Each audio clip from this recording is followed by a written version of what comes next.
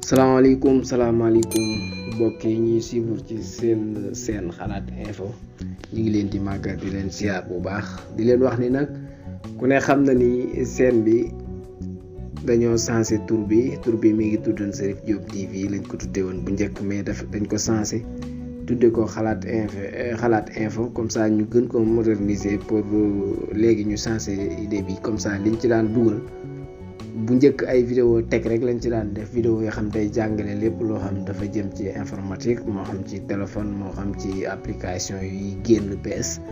moo xam ci yenn kii yi mais léegi dañ ko changé sujet bi nga xam ni ci la daan yëngu léegi dañ ko tuddee xalaat info comme ça mu mën di yëngu ci lu bëree bëri moo xam ci actualité moo xam ci sport moo xam ci buzz moo xam lu mën di doon seen bi daf ci man di def ay vidéo di ci yëngu comme ça ñu gën koo mën a yaatal yéen it seen bokk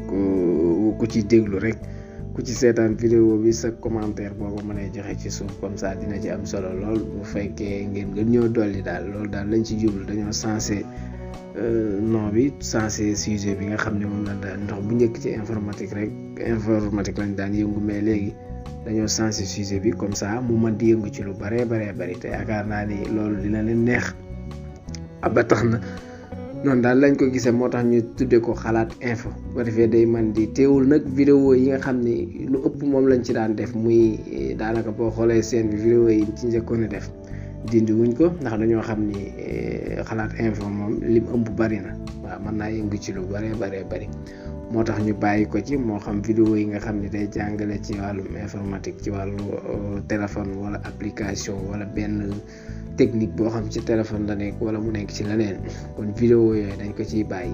yenn vidéo yi nga xam ne tamit vidéo yi jàngale daan doon wala mu doon waxtaan ci wàllu diine wala affaire yooyu yëpp am na yu ci nekk mais yooyu dañoo bëgg defar ay playlist def ko ci rek mais dañ koo bëgg a bàyyi ci seen bi noonu comme ça ku ci dugg boo duggee ci description bi à propos bi rek nga mën a comprendre lu bari incha allah kon ñu ngi leen di gërëm di leen wax ngeen gën a abonné comme ça dina gën a baax incha allah.